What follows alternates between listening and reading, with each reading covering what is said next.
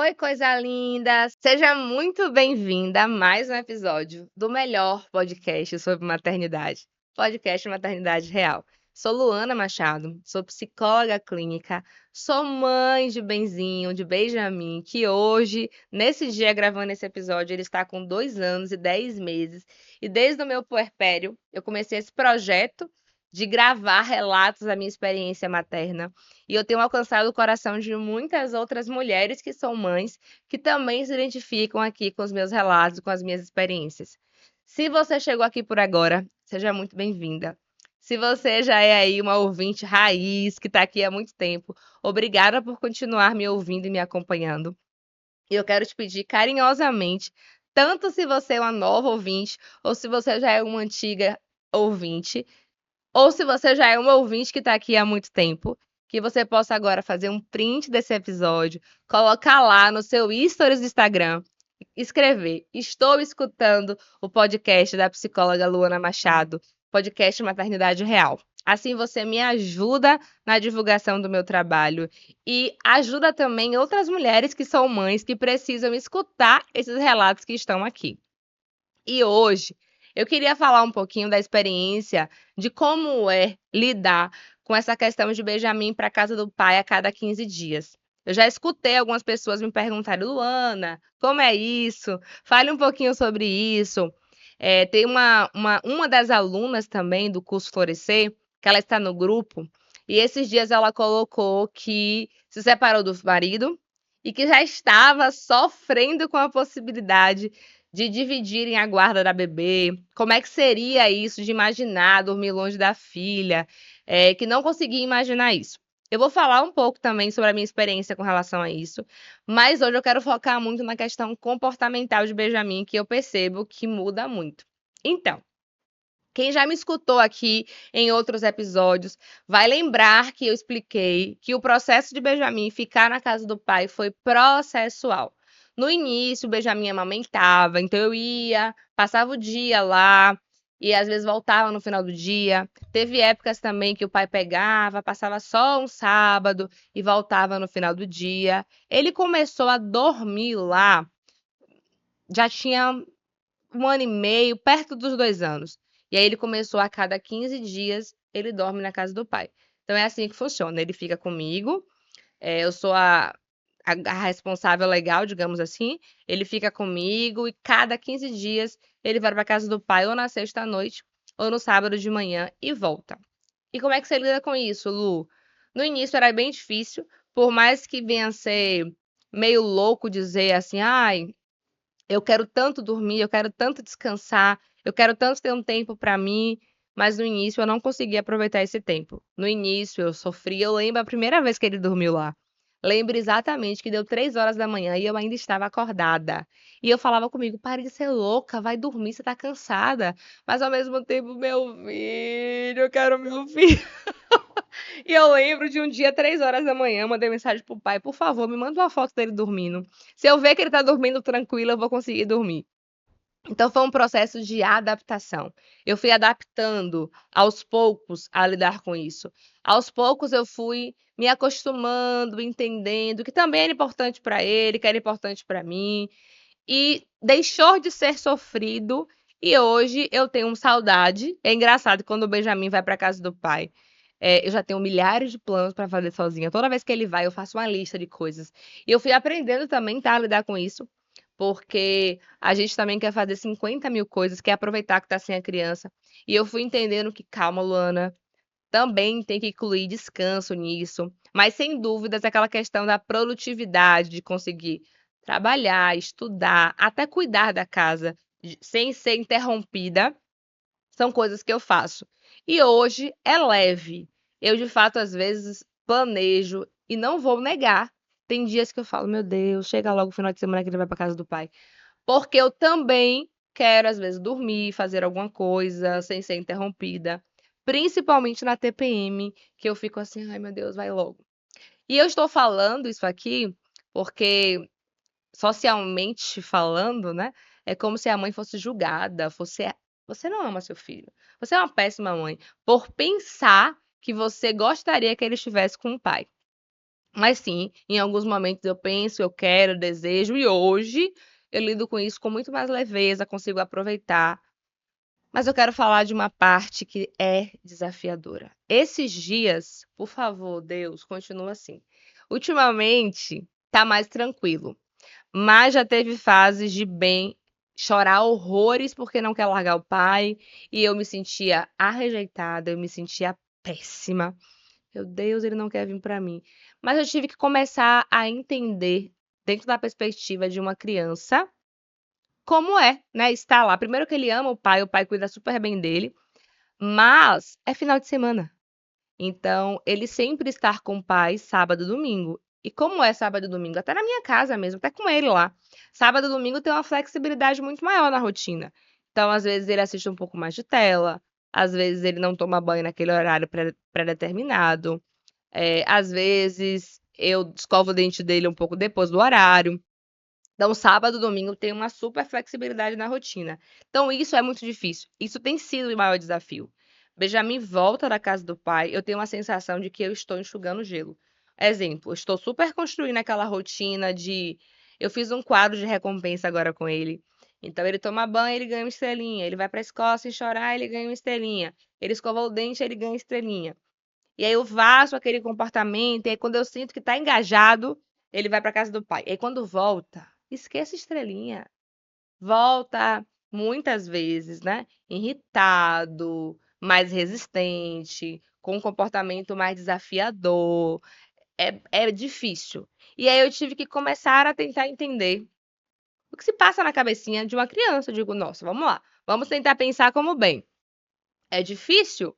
Eu dormi noite passada na cama da casa do papai. Eu estava na casa do papai e hoje eu estou na casa da mamãe. E eu vou conversando com ele também. Sempre que ele estar para ir para a casa do pai, eu falo, você vai para a casa do seu papai. Eu comecei a tentar criar estratégias. Estratégias que vão sempre funcionar? Não. Por exemplo, a estratégia de explicar para ele antecipadamente que ele vai para a casa do pai, ultimamente eu parei de usar. Eu só falo. Tipo assim, o pai dele fala: Estou indo buscar. Aí eu falo: Filho, vamos nos arrumar pra casa do papai? Por que eu parei de falar? Porque eu percebi que ele tava ficando ansioso. Então teve vezes de ele não conseguir comer, fazer nada, porque ele já queria ir pra casa do pai. E aí teve algumas situações que o pai vinha buscar X horário e chegou, tipo, muito, muito depois. E foi um desgaste pra mim ter que lidar com ele naquelas perguntas constantes do pai, quero ir pra casa do meu pai, cadê meu pai? E mamãe, não quero fazer isso porque eu quero ir pra casa do pai, não quer comer.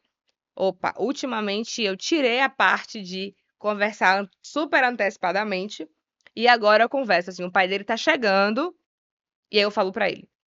Então não tem um manual.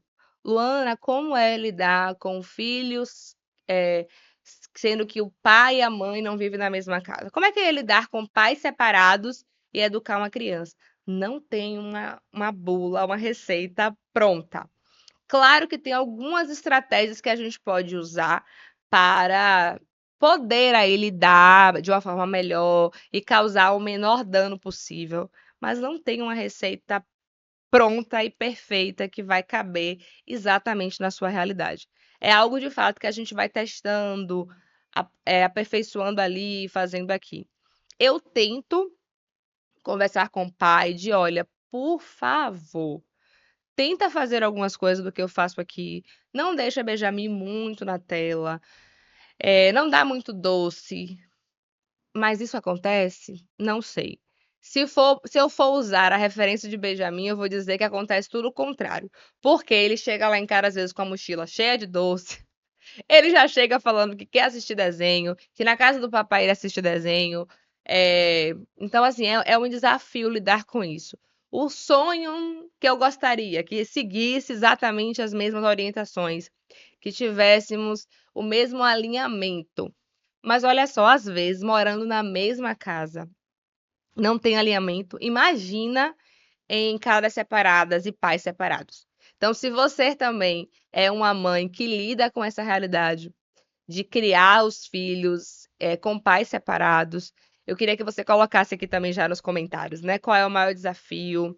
Quais são os maiores desafios que você enfrenta por aí? Luana, o que você acha que tá dando certo? O que eu acho que dá certo aqui primeira coisa, não existe isso de falar mal do pai dele na frente dele, que é uma coisa que eu passei muito na minha vida, de ouvir minha mãe e outras pessoas, até das dificuldades relacionais, né? Ah, seu pai é isso, safado, traiu. Isso não existe. Eu sempre falo muito bem, eu sempre enalteço muito o pai. Então, uma regra número plus lá em casa é não se fala nada negativo do pai na frente.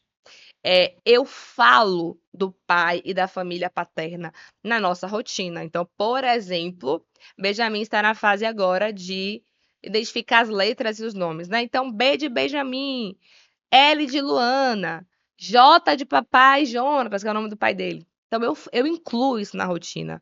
Quando a gente vai fazer desenho da família, eu peço que ele desenhe. E os avós? E papai? E a vovó tal? E o vovô tal? Eu incluo na nossa rotina, na nossa comunicação. Eu tento fazer com que ele possa falar livremente, não tem esse medo, como já aconteceu muito na minha vida, e eu acho que na vida de muitas pessoas, né? Parece que tem uma disputa entre os avós paternos e os avós maternos. Isso não pode falar. Não, não, a gente pode falar de todo mundo, é livre. Isso aqui quem te deu, bem, foi o seu papai. Ó, isso aqui quem te deu foi a sua mamãe.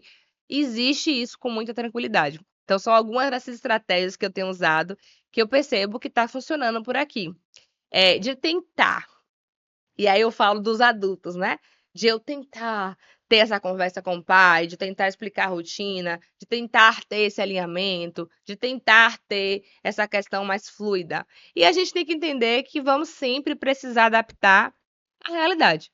Do ideal, eu tenho uma experiência real na minha família. A minha irmã, ela é casada com uma outra pessoa, e o meu cunhado é super de boaça com o ex-marido dela, que é o pai da minha sobrinha. Então, assim, são pessoas que no aniversário da minha sobrinha conversam, se abraçam, dialogam. Só que isso é a raridade das raridades. Nós sabemos disso. Nem todas as pessoas que se separam e que não vivem esse protótipo ideal da família, né? Papai e mamãe, todo mundo junto. Quando se separam, nem todos têm essa relação tão harmônica. Eu tento, eu busco ter isso, mas isso não significa que acontece. Então, ao ideal do ideal. Aniversário de Benjamin mesmo no ano passado, os 2 anos, eu convidei o pai, eu convidei a família. Eles escolheram não estar presente, mas por mim, eu gostaria que isso acontecesse por bem. Mas é isso. A gente vai sempre precisar adaptar o ideal à realidade. Hoje eu sinto que muitas vezes eu tenho enxugado gelo na questão comportamental, na questão de rotina, na questão alimentar. Nesse último final de semana mesmo, eu mandei uma mensagem dizendo: Olha, eu sei que a vovó, a titia, todo mundo quer dar doce, mas por favor, vamos tentar reduzir. Benjamin voltou com a mochila cheia de pipoca doce, jujuba, docinhos. Vamos tentar evitar isso, porque não faz bem, muito açúcar, ele fica acelerado, não é bom para a saúde dele. A gente vai tentando fazer essas adaptações, né? Então é isso. Se você se identifica com o tema e você quer perguntar alguma coisa de como eu lido por aqui, e também se você quer compartilhar nos comentários algum desafio, alguma estratégia que funciona por aí, ou até mesmo alguma curiosidade, escreve aqui nos comentários que eu vou sim te responder. E eu quero te lembrar, se você quer junto comigo construir uma jornada materna mais leve, vem participar do Florescer. O Florescer é um curso para mães que querem se resgatar a identidade de mulher depois da maternidade. Mães que não estão conseguindo conciliar o autocuidado com a maternidade. No Florescer, você vai ter aulas gravadas com vários temas riquíssimos. Dentro do Florescer, tem um módulo com 30 estratégias práticas de autocuidado que você pode todos os dias aplicar na sua rotina. Você ganha também, juntamente com a compra, uma sessão exclusiva comigo e participa de uma comunidade materna, onde temos um grupo no WhatsApp exclusivo para as alunas do Florescer. Escute agora o depoimento de uma das alunas e se você quer florescer junto comigo, clica aqui no link que está disponível na descrição do episódio de hoje e vem florescer comigo. Quando a gente está na gravidez, né, a gente se prepara muito para o parto. O parto, e aí o parto, no meu caso, foi coisa de 1 hora. O seu foi muito mais. Então, assim, me Eu preparei sou 9 meses para pastor, uma hora. mulher. Me preparei 9 meses para uma hora, no instante passou. E o que vem depois? E o que é que eu vou fazer com aquele bebê quando eu chegar em casa? E o que é que eu vou fazer comigo mesma quando eu chegar em casa? Como é que vai ser minha rotina? Como é que vai ser as coisas? Então, eu acho que tanto o podcast quanto o curso são pontos de conexão, são pontos de reflexão, são pontos de acolhimento. Então, só de você saber que aquela pessoa também está naquela mesma situação, e que muitas vezes são situações que não são compartilhadas, ou são situações que, enfim, não batem com a realidade. A sua realidade, eu me enxergo muito assim na tua realidade, então eu consigo me conectar bastante.